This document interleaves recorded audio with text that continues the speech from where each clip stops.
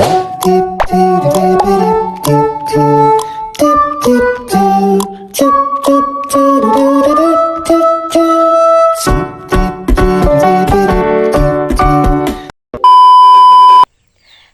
guys! Welcome to my YouTube channel.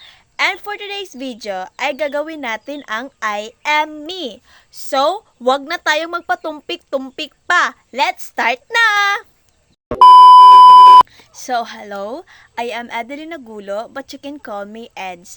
I am 19 years old and I live in Kiwanan, Midsayap, North Cotabato with my loving parents, Miss Emily Agulo and Mr. Edgar Agulo. Ang aking ina ay isa siyang housewife and ang aking namang ama ay isa siyang construction worker at 8 kaming magkakapatid at pang-7 ako sa magkakapatid natin. So, dito sa Kiwanan is a happy place because yung mga tao dito is kind, respectful, helpful. Kasi alam mo dito sa Kiwanan, pag may kailangan kang tulong, ay tinutulungan kanila kaagad, hindi lang yung mga barangay captain, barangay kagawads, kundi na rin yung mga taga dito nakatira sa Kiwanan. And also pag may problema, kasi syempre naman, hindi naman maiiwasan na may problema, 'di ba? So pag may problema dito sa Kiwanan, no, is ina-action na nila kaagad. That's why I love Kiwanan. Let's talk about kung saan ako graduate ng senior high school. I graduated from Island College of Science and Technology. Island was a great school and kasi super hands-on sila, hindi lang puro lectures. Where actually we did stuff and the professor are awesome because they really help us to learn and push to be better. Let's talk about kung ano yung kinuha kong course at ano yung expectation ko sa course na to. So, I choose Business Administration, major in Marketing Management. Well, I've always liked how business connect with people. So, marketing is telling about a story, diba? Like, I want to know what people want and use that to help businesses and customer.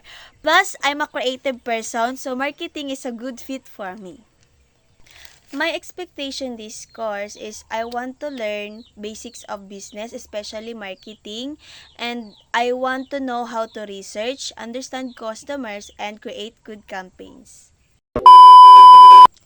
Let's talk about kung bakit nga ba ako nag-enroll sa Southern Christian College, sino yung naka-influensya sa akin, at ano yung expectation ko sa school na to.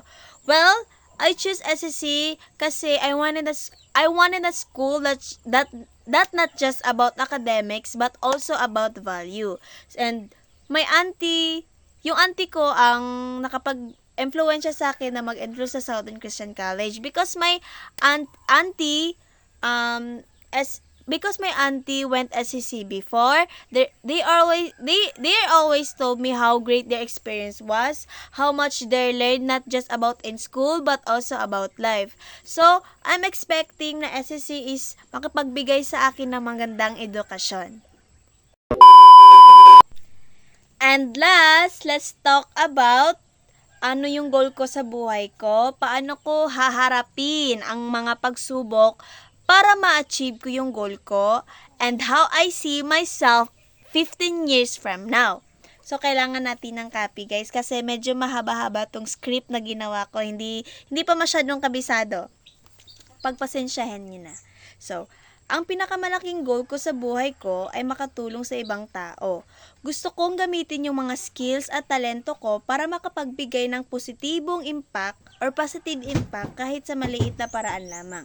So, haharapin ko yung mga pagsubok ko sa pamagitan ng aabutin ko yon sa pamagitan ng pagtatrabaho ng mabuti, patuloy na pag-aaral at paghahanap ng mga paraan para makatulong sa komunidad. At syempre guys, pag-usapan naman natin kung ano yung pagsubok na harapin ko tungkol dito. So, syempre naman hindi naman madali ang buhay. Siguro, may mga pagsubok talaga na haharapin natin para ma-achieve yung goal natin. Kasi kapag pag wala kang pagsubok na darating sa iyo is hindi mo alam kung paano mo ma-achieve yung goal mo. So, siguro ang mga pagsubok lang dito ay kakulangan sa financial problem at yung sa pagpatuloy na pag-aaral kasi hindi naman sa college madali, no, kasi syempre yung tuition is malaki-laki, hindi masyadong mababayaran ka agad. So yun yung mga pagsubok na siguro naharapin ko. So how I see myself 15 years from now. So makikita ko yung sarili ko na successful ako, nakagraduate na ako, like financially stable, may sarili na akong negosyo, and also makatulong na din ako at makabawi sa parents ko sa lahat ng kanilang paghihirap para makapagtapos ako ng pag-aaral. And also, makakapagtulong na din sa ibang kapwa-tao natin. So, yun lang. So, guys, thank you for watching.